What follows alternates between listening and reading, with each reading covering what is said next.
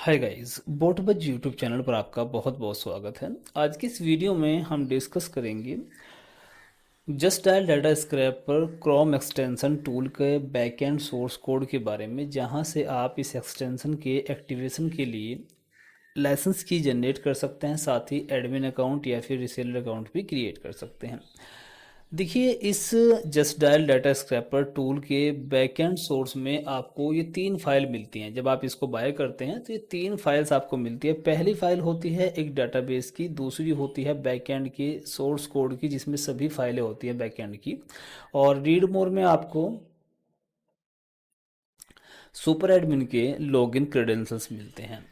अब देखिए, सबसे पहले आपको जिस भी डोमेन या सब डोमेन पर आपको ये बैकएंड कोड इंस्टॉल करना है, सेटअप करना है, उसकी रूट डायरेक्टरी में सबसे पहले आपको ये जिप फाइल, ये बैकएंड की सभी फाइल्स का बंडल है, आपको ये रूट डायरेक्टरी में अपलोड कर देनी है। अपलोड करने के बाद इसको एक्सट्रैक्ट कर देना है।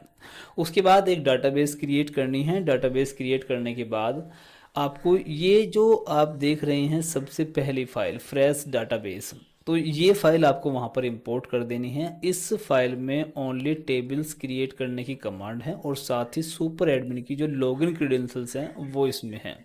ठीक है, इसको इंपोर्ट करने के बाद डाटाबेस की जो डिटेल है, जैसे डाटाबेस का नाम, डाटाबेस का यूज़र नेम, डाटाबेस का पासवर्ड, ये सभी चीज़ें नोट डाउन कर लेनी है। और ये फाइल जो जिप फाइल है बैकएंड की, जहाँ पर आपने एक्सट्रैक्ट की है रूट डायरेक्टरी में, उसमें आप देखेंगे एक इंक्लूड के नाम से फोल्डर मिलेगा, और उस फोल्डर के अंदर एक config.php की फाइल मिलेगी। इस फाइल को ओपन करके अपनी डाटाबेस की डिटेल आपको इस फाइल में अपडेट कर देनी है। जैसे डाटाबेस का यूज़र नेम आपने क्या रखा है वो यहाँ पे डालेंगे, डाटाबेस का पासवर्ड क्या रखा, डाटाबेस का नाम क्या रखा, वो सभी डिटेल यहाँ पर फिलअप करके इस फाइल को सेव कर लेंगे। ठीक है, अब सेव करने के बाद आपकी जो बैकएंड पैनल है वो आपकी डाटाबेस से कनेक्ट हो चुका है। डाटाबेस आपने इंपोर्ट भी कर ली है, डाटाबेस की नाम डिटेल वो सब आपने बैकएंड के इंक्लूड के फोल्डर के अंदर config.php में भी अपडेट कर दिया। तो इस तरह से आपका जो बैकएंड पैनल है वो आपकी डाटाबेस से कनेक्ट हो गया। कनेक्ट होने के बाद जिस भी डोमेन सब डोमेन पर आपने इसको सेटअप किया है, इंस्टॉल किया है, अब आप उस डोमेन या सब डोमेन को ब्राउज़र में ओपन करेंगे तो आपके सामने इस तरह से एक लॉगिन फॉर्म आएगा। लॉगिन करने के लिए आपको जो लॉगिन क्रेडेंशियल्स मिले हैं आप उनका यूज़ कर लेंगे, और यूज़ करने के बाद आप लॉगिन जैसे ही करेंगे तो आप अपने इस पैनल में लॉगिन हो जाएंगे। तो देखिए, पैनल का जो यूज़र इंटरफेस है, देखिए कुछ इस तरह का है, बिल्कुल सिंपल सा इंटरफेस है, बहुत ही ईजी है। अब इसमें आप देखेंगे यहाँ पर टोटल एडमिन, और यहाँ पर टोटल आपके रिसेलर कितने हैं, टोटल लाइसेंस कितने हैं, और कितने आपके एक्सपायर्ड लाइसेंस और आपने डिसेबल किए हुए लाइसेंस है वो आप यहाँ पे देखेंगे। ठीक है, नीचे की तरफ जो हाल फिलहाल में अभी लाइसेंस जनरेट हुए हैं वो लिस्ट आपको यहाँ पे दिखाई देगी।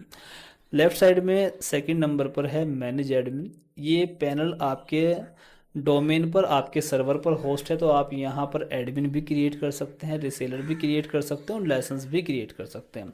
अगर आपको किसी को एडमिन अकाउंट देना हो, एडमिन अकाउंट आप यहाँ से क्रिएट करेंगे, ऐड एडमिन के ऊपर क्लिक करेंगे, फुल नेम देंगे, उसका यूज़र नेम क्या रहेगा, उसका ईमेल मोबाइल नंबर क्या है, और उसका लॉगिन पासवर्ड क्या रहेगा, वो आप यहाँ पर डाल करके और क्रिएट एडमिन कर लेंगे। ठीक है, तो इस तरह से एडमिन अकाउंट क्रिएट हो जाएगा। और दूसरा सेम ऐसा ही प्रोसेस है रिसेलर का। रिसेलर में भी सेम प्रोसेस है, आप यहाँ पे देखेंगे full name, user name, mobile number, email ID और लॉगिन पासवर्ड। तो इस तरह से आप एडमिन अकाउंट और रिसेलर अकाउंट दोनों इजीली क्रिएट कर सकते हैं। अब बात करते हैं एडमिन और रिसेलर दोनों अकाउंट में डिफरेंस क्या रहता है। एडमिन अकाउंट अगर आप किसी को देते हैं तो वो आपके पैनल पर अदर रिसेलर अकाउंट भी क्रिएट कर सकता है, और रिसेलर अकाउंट जिसको भी देगा वो भी लाइसेंस क्रिएट कर पाएगा। जबकि अगर आप किसी को रिसेलर अकाउंट देते हैं तो रिसेलर अकाउंट में ओनली रिसेलर लाइसेंस क्रिएट कर सकता है, वो कोई रिसेलर नहीं क्रिएट कर सकता, कोई एडमिन अकाउंट नहीं क्रिएट कर सकता। ठीक है, तो अगर आप किसी को ऐसी परमिशन देना चाहते हैं कि वो आपके पैनल में रिसेलर अकाउंट भी क्रिएट कर सके तो उसको एडमिन अकाउंट देना होगा, और केवल लाइसेंस क्रिएट कर सके ऐसी परमिशन देनी है तो उसके लिए रिसेलर अकाउंट देना होगा। ठीक है, अब बात करते हैं लाइसेंस जनरेट करने की और एक चीज़ और, अगर आपको किसी एडमिन या रिसेलर को डिसेबल करना हो तो आप यहाँ से डिसेबल कर सकते हैं। एक्टिव के ऊपर क्लिक करेंगे तो ये एक बार क्लिक करेंगे डिसेबल हो जाएगा, दोबारा क्लिक करेंगे वो इनेबल हो जाएगा। ठीक है। अगर कोई डिटेल एडिट करनी है तो आप यहाँ से इसको एडिट कर लेंगे। डिलीट करना है किसी रिसेलर या एडमिन को, यहाँ से डिलीट कर देंगे। अब बात करते हैं लाइसेंस जनरेट करने की। तो लाइसेंस जनरेट करने के लिए लाइसेंस के ऊपर क्लिक करेंगे और जनरेट लाइसेंस के ऊपर क्लिक करेंगे और यहाँ पे टूल का नाम आएगा, क्लाइंट का नाम जो भी आपके क्लाइंट का नाम है आप यहाँ पे डाल दीजिए, मोबाइल नंबर जो भी है वो डाल दीजिए, ईमेल आईडी जो भी है वो डाल दीजिए। ठीक है। और यहाँ पे ध्यान ये रखना है जो भी ईमेल आईडी आप यूज़ करोगे उसी ईमेल आईडी का आपको यूज़ करना है एक्सटेंशन को एक्टिवेट करने के लिए। ठीक है। तो मैं यहाँ से लाइसेंस जनरेट कर दे रहा हूँ। ये देखिए लाइसेंस मेरा जनरेट हो गया है। अब मैं आपको दिखा दूँ एक्सटेंशन। तो यहाँ पर देखेंगे आप जो एक्सटेंशन है कुछ इस तरह से आपको दिखाई देता है और इसके बारे में मैंने डिटेल वीडियो बनाया हुआ है जिसका लिंक मैंने वीडियो के डिस्क्रिप्शन में दे दिया है। इस टूल का यूज़ करके आप जस्ट डायल से कैसे डाटा स्क्रैप करते हैं वो पूरा स्टेप बाय स्टेप मैंने वीडियो में बताया हुआ है। अब इस प्रोग्राम को एक्टिवेट करना, तो एक्टिवेट करने के लिए अपग्रेड प्रो के ऊपर क्लिक करेंगे। आपकी ईमेल आईडी जो भी लाइसेंस जनरेट करने में आपने ईमेल आईडी का यूज़ किया वो ईमेल आईडी यहाँ पे देंगे और जो लाइसेंस की आपको मिली है वो यहाँ से कॉपी करके आपको अपने कस्टमर के साथ शेयर करनी होगी। यहाँ से आपकी लाइसेंस की यहाँ पे एंटर करेंगे और एक्टिवेट कर देंगे। जैसे एक्टिवेट के ऊपर क्लिक करोगे तो आपका जो एक्सटेंशन है वो अब एक्टिवेट हो चुका है और अब आप अनलिमिटेड डाटा फैच कर सकते हैं। ट्रायल वर्जन में ओनली आप मैक्सिमम 10 रिकॉर्ड ही फैच कर पाते हैं। तो इस तरीके से पैनल काम करता है। अगर आपको जस्ट डायल को जो एक्सटेंशन है इसकी सेल करनी है और सेल करके अर्न करना है तो आपको ये पैनल मिल जाएगा। अगर आपको पैनल चाहिए, सोर्स कोड चाहिए बैकएंड का, तो आप मुझे कॉन्टैक्ट कर सकते हैं। मेरा कॉन्टैक्ट नंबर आपको स्क्रीन पर शो हो रहा होगा।